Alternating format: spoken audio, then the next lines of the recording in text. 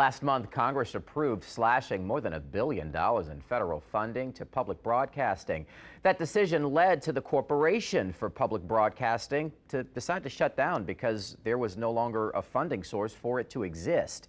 The CPB did provide funding for hundreds of locally owned and operated public radio and television stations, such as WYES and WWNO here in New Orleans. This morning, we're taking a look at the effects it's having, or it could potentially have, on WYES and how you can help keep local programming going. We're joined this morning by Robin Cooper, the president and CEO of WYES. Good morning to you, ma'am. Good morning. Now, we should say today you're starting a membership drive. Yes. And talk to us about the parameters of it. Well, as people who are familiar with watching PBS stations and WYES, we do turn to our viewers for support throughout the year. And this is one of those scheduled, planned ones. It's just coming on the heels of some more devastating news to us about cuts in funding. And that's why I asked that question first, because those fund drives happen throughout the year. They're regularly scheduled. Correct. But they do come amidst this crescendo here and the closure of the CPB.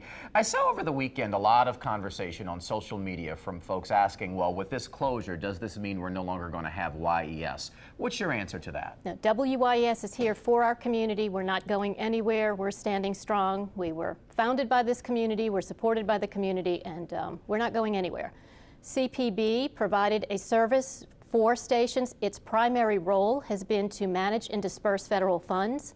They are not privately funded.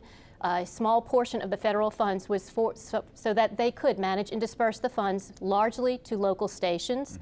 And then they also provided the tools for compliance for federal funding.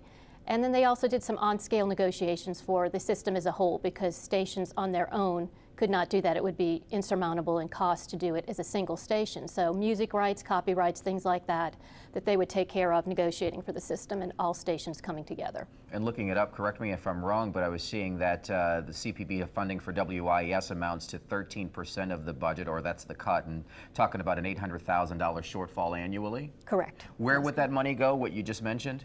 Well, that money goes toward programming that whether we're producing it, whether we're buying it from leasing it from other sources. We have, PBS is one of the main providers of programming that people love, anywhere from the Antiques Roadshow to Masterpiece to Finding Your Roots, just so much rich programming, Nova, Nature.